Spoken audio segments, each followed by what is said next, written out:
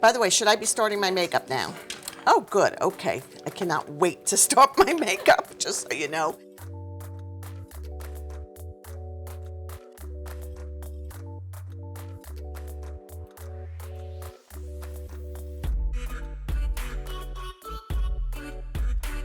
Laura Geller, 29.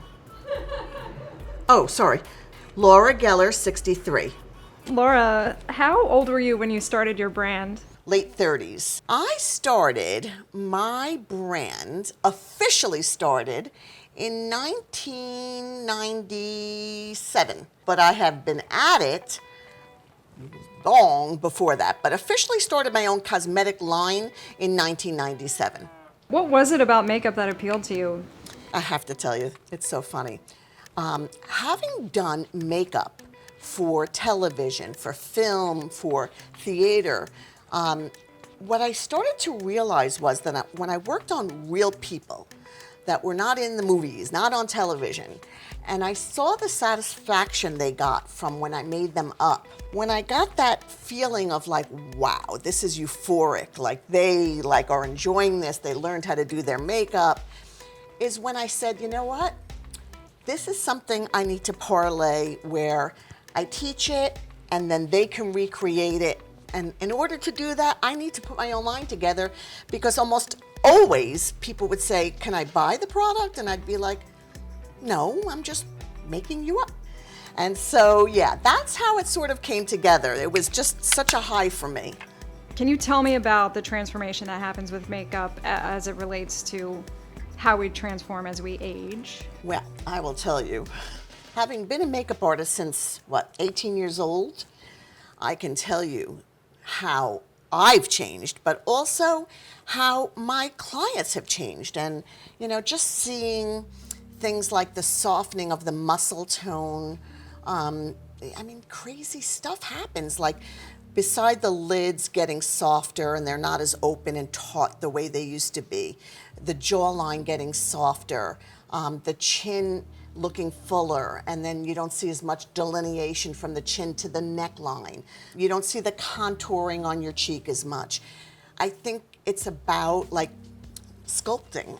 Literally, I take bronzer to myself and I use it as a contour, and I'll use it just below my jawline and chin. I have to, especially if I'm on air, but even for every day, I just take my bronzer and I just brush it so that I start to look like I have a stronger bone structure, because everything softens.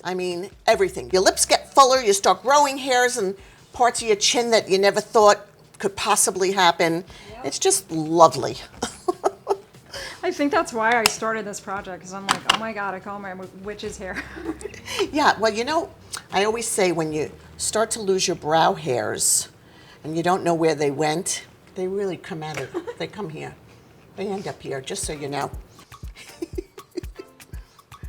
Your brand recently started using only models over 40.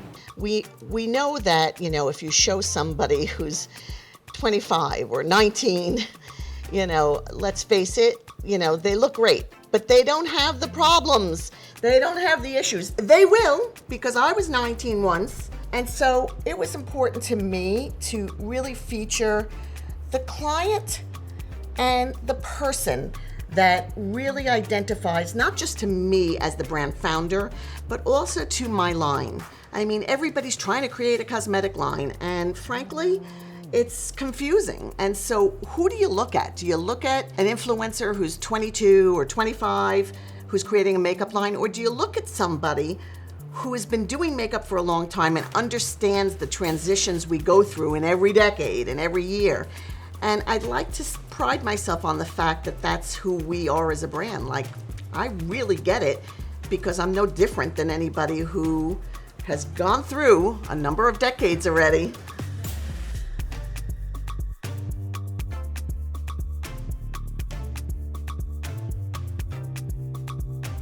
Well, it also ties in with diversity, it's such a hot topic right now, as it should be. As it should be.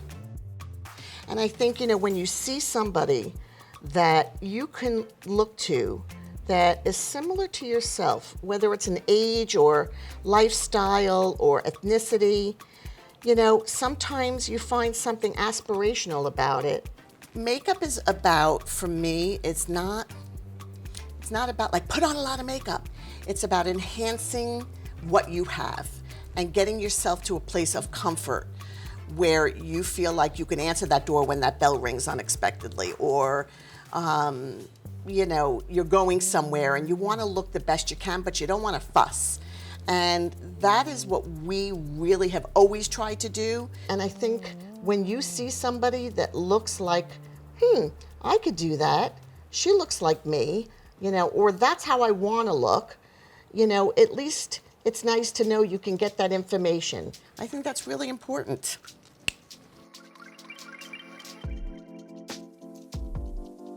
Even for myself, I've found that certain products don't work for me anymore, and it's nice to be able to go to a brand and look for solutions that do work. Yeah, you know, it's so true.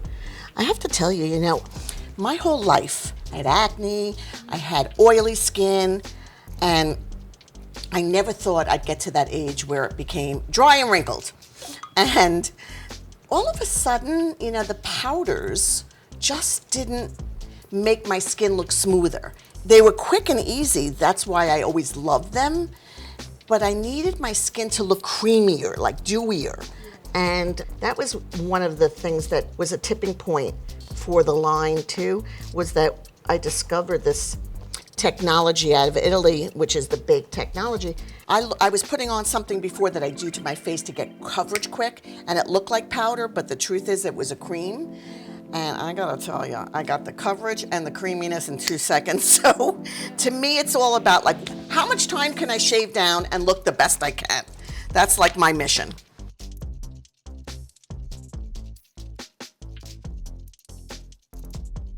I've heard a lot of women say like, oh, after I turn 40, like I'm invisible to society. Yeah. And I think back to the models, like showing models that are over 40, it like, you know, it is true. I mean, I do think that there is definitely an ageism thing, and it comes through in so many places, but I don't think we ever age out. We're always relevant, and if you are good at something, I don't care what it is, whether it's cooking, working, raising children, raising grandchildren, great-grandchildren, whatever it is that you enjoy doing, in my opinion, it makes you relevant. You are relevant. And, you know, I have to say, I am so much more comfortable in my skin today at 63 than I was at 30. I really am. And believe me, there's 10 times more flaws, 10 times more weight, 10 times more wrinkles. But I wouldn't change this time in my life for anything, because the lessons I've learned have enabled me to walk into a room, a crowded room, and know that like I'm okay, you know? I don't have to impress anybody anymore. And, you know, listen, it's not like I don't have insecurities either. As I'm putting on my brow, I see this one gray hair poking out, and I am so tempted to pluck it, but I am not going to do it because it'll probably end up on my chin if I pluck it out just out of anger. So I'm leaving it there and I'm covering it up. So as I talk about comfortable in my own skin, I'm like, gray? Like, how dare you? yeah, I actually plucked an eyelash the other day because it's a gray one and it was like sticking down in my vision. Have you gotten customer feedback about using the models over 40? Oh my gosh. Like, what are some, do you have any stories or? I got to tell you something. That's such a good question because, you know, we have done countless campaigns from many different things, and people have been so vocal about saying thank you. I'm so grateful that you're finally featuring women of all ages, and I see myself. I'm being seen. Thank you. And I'm really proud of the fact that we are speaking to women who want to be taught and want to have their voice heard. So yeah, People have been very vocal, and I'm thrilled about it. And I'll tell you, for as much as we're doing it, I still get stopped, or somebody will still tell me and say, my daughter's friend in college knows your Gilded Honey highlighter. So no matter how many times we feel like, maybe we're abandoning or leaving out that segment of people, well, we're not. What is that applicator? Look, it's great. Oh, I know. Oh, I'm cheating over here. So this is what we call a flocked tip sponge. And what I love about it is it picks up more product because it's a sponge. And so instead of a brush where it sort of wipes it off or blends it in, I'm trying to focus on getting product on and making it stick. And this sponge does that. This is my little favorite tool. Have you had heard any other reactions in the industry in general? I think just that women are saying, they want tutorials. We have a couple of those up on YouTube because, let's face it, when I'm on air, I can't do a proper full tutorial. But there are definitely little tricks of the trade, like the one I just did, which is putting a little light color on my lid so that when I look straight ahead, I have light separated from the liner. A lot of women will be like, I don't want to put liner there because I don't see my lash line anymore. It's too hooded. Yeah. And I always say, you gotta put liner there because the liner doesn't just frame the eye, it shapes the eyes. So even if it's hooded, you need to put back the shape in your eye. Remember, I started off by saying everything softens. Your eyes soften. You gotta put it back. And I do curl my lashes, I'm just saying, so. What do you see as next for your brand? We are working very diligently with the artisans in Italy to keep coming up with groundbreaking formulas that work for especially women over 40, and men, by the way. So many men use my Bronze and Brighten. Dennis Basso uses my Bronze and Brighten, and I can say it because he would tell you too. Chaz Dean does, Nick Chavez does, and that's just who we may know. My makeup doesn't look like makeup. It's very natural, and so you don't get this look of heavy makeup, but we're looking to always enhance the ingredients of our whole franchise. And by the way, we listen. So if people say, I don't like that formula, we'll be like, if enough of you say it, we're not gonna do that formula anymore, So with that mascara, by the way, one of my little tips, the 3 E's, it's eyeline, eyelash, and eyebrow. And you gotta do all 3. Especially nowadays, I think we're back in masks, right? Or we have not stopped being in masks. And if this is all that's showing, take the few extra seconds, it's worth it. It just is. Have you done makeup on anyone past 80? And if so, what are the differences there? Oh, I sure have. I have to tell you, early in my career, I worked on a television series called Reflections of the Silver Screen. And it was the most famous luminaries in the world, like Audrey Hepburn, Ginger Rogers, Robert Mitchum, and Henry Fonda, and Paul Newman, and I'm sure some people haven't heard of some of the ones I'm mentioning. And I'm leaving out some because some people would say, who? For an example, Gene Simmons was a favorite actress, but most people will say, oh, Gene Simmons, the rock star, which P.S., and by the way, I worked on him too, and I became his private makeup artist for a while, not when he was wearing all that paint, when they finally had taken off that crazy makeup. So yeah, and I did weddings, and I had a store in Manhattan, and we did weddings, so we worked on all the generations. So we would do the bride, the bride's mother, the bride's grandmother. There'd be times the great-grandmother. And I felt like less was more. I did very creamy, very dewy, very soft. But again, I always say when you're doing your makeup, here's what you got to think about. Shaping your eyes, shaping your cheekbones, and shaping your lips. Because it's about bringing back the muscle and the structure to those features that make us look younger. So I'm cheating and making a fuller lip for myself. So you go above the line a little? Yeah, I go outside the line.